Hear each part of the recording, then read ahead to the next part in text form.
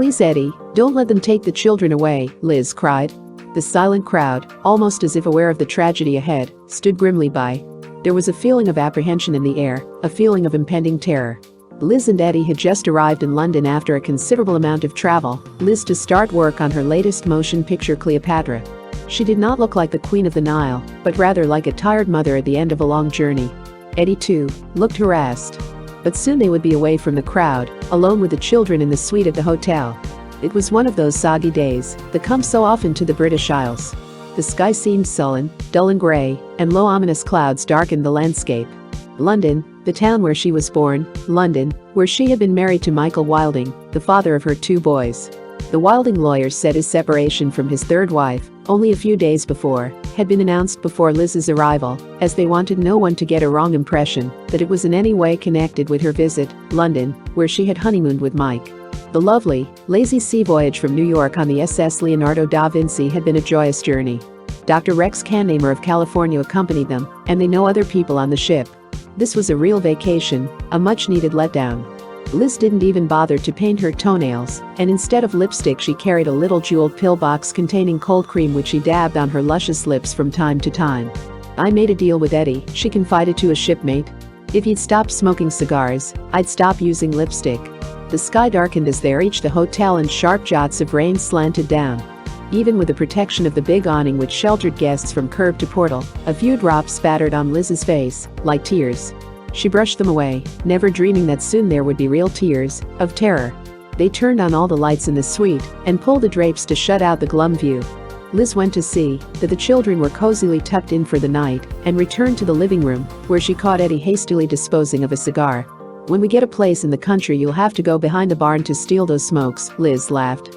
They had agreed. The parks in London are beautiful but so crowded, and when people knew who they were, the children would be stared at.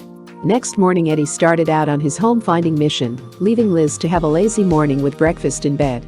A heavy fog hung low over the city. Liz thought it would be just as well for the children not to take their usual walk to the park with the governess, but when they came running in to say good morning already dressed in their outdoor clothes, all set for fun, she agreed to let them go. She oughtn't feel this vague foreboding. The governess was a most responsible person, no need to worry. "What is the matter with me?" she thought. Toward noon the phone rang, and Liz heard Eddie's happy voice. "I founded a castle for a queen. I can't wait for you to see it. 15 bedrooms, 5 living rooms, and a swimming pool, and 35 acres of forest and grounds. I'm coming now to get you. If you like it, we can arrange to move in immediately." Within a few hours it was all settled, and the children were excited with what they'd seen of their new home. As they drove off, Liz saw a sign on the mailbox. "Look," she cried delightedly. "It says, 'Here live the Fishers.' We're really in." By coincidence the owner and usual occupant of the house is named Fisher, Jonathan Fisher, no relation. He was to get a pretty penny from his new tenants, £326, $912.80 a week. Next morning they decided to move right in. While Eddie was down in the lobby seeing some people about it, the maid brought the mail to Liz. She was standing at the window looking out on another foggy London day. Grey, grey, grey, with mist that hung down like a shroud over the entire town. Idly she opened some letters. They were from friends and fans welcoming her to London. She picked up another envelope. It was shabby and soiled.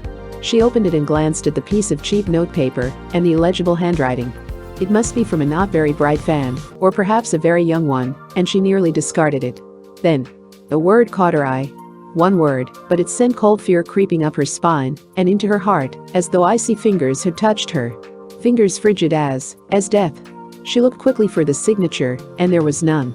An unsigned note, and the threatening word was kidnap. They were threatening to steal her children. Somebody out there in the fog was waiting to snatch them. Her legs refused to hold her up, they went hollow with terror. She sank into a chair, stunned, but the next instant she sprang to her feet and ran for the nursery. The children, why did she ever say they could go on that walk? Had they left yet? They mustn't. The kidnapper could be waiting out there in the fog this very minute. The nursery sounded so quiet, too ominously quiet. Was she too late? She yanked open the door, and the tears sprang to her eyes. What relief to see them there, happy and safe. Thank God they were safe, for now. She told the governess, "I don't think I'd take the children out today, not in this awful pea soup fog." That was all she said, she mustn't alarm them. Eddie comforted her when he returned. "Don't worry about it, Liz, it's only from some crank, you'll see, nothing will happen to the children." But the day's second mail brought another letter. Eddie promptly notified Scotland Yard and also the nearest police station. The word hit the papers, and England buzzed. Even before that, as soon as the newspapers announced that the famous Fishers were renting the Surrey house, curious crowds had gone out to stand and wait for a glimpse of the most beautiful woman in the world. Cars parked on the tree-lined road, bicycles were strewn on the lane to the entrance. It wasn't everyday Liz Taylor, and an Eddie Fisher moved right into their midst. "Has she moved in yet?" a woman asked of a gardener. "Have you seen the young ones? Do the boys take after their old man, Michael Wilding? And does the little girl look like Mr. Todd? Not in residence, you say, eh? Well, when do you expect them? People can't wait about all day, you know." But they did wait. Now, after the kidnapping threats were made public, the curious grew even more so, and the traffic heavier. Villagers from nearby hamlets also came out seeking work as maids and butlers, but never got to see the famous Americans. Because the Fishers weren't there, they were still in London. Liz had scarcely left the children alone for a minute since she had received the threats. Eddie hovered too, trying to comfort her. "Before we so much as pack a toothbrush, we'll ask the police out there to give us full protection," Eddie said. But the Surrey police took a dim view of this idea. They refused to say whether or not they could promise protection on such a large estate with its vast acreage and wooded sections. They decided to stay at the hotel. Next day to the press, Eddie simply gave out a statement poo-pooing the idea that the kidnap threats were the reason for their change of mind about living in Surrey. Those letters were probably from cranks. People in show business have received them before. "We prefer to stay in town, that's all." But after the horror of the kidnap threats, Liz was unnerved and worn out. Dr. Cannamer suggested a brief holiday before the start of Cleopatra. Spyro Skaris, head of 20th Century Fox, provided a yacht, and the Fishers, accompanied by the doctor, had a 10-day vacation. They visited 15 of the Greek islands, then went on to Rome for the Olympic Games. Back in drizzly London again, her fears returned. Unnamed terror seems to loom in every dark shadow. They decided to seek another place in the country, one not so vast as the estate in Surrey, and one where they could have more assurance of protection from kidnappers, to say nothing of sightseers. Nothing came of it, however, and the terrible worry Liz felt for her children took its toll of her. The Fishers stayed on in London and Liz went behind closed doors. She wasn't working on Cleopatra. Not one foot of film had been shot on a picture for which the whole family had come abroad, the picture which was to earn $1 million for Liz. Where is she? Why has she disappeared from the scene like this? Everybody asked, and the speculations began. Liz was hiding out until she slimmed down by at least 4 inches of waistline and an overall 20 pounds. The Cleopatra costumes no longer fit, and a shipmate from the trip over remembered how she'd laughed when teased about the 8-course luncheons topped off with pizza and said, "I guess I'll have to stop eating, or I'll sink that barge on the River Nile." But then the rumors took off in several other directions. "She is ill," some said. Others said the overweight wasn't just because she'd eaten too much. "She is pregnant," they said. "At last she's having the baby that she and Eddie always wanted." Doctors have said that a 4th delivery would be dangerous for a woman like Liz, who had to have each of her 3 by cesarean section. But both she and Eddie have voiced such longings for a baby of their own that many felt she was now bent on taking the risk.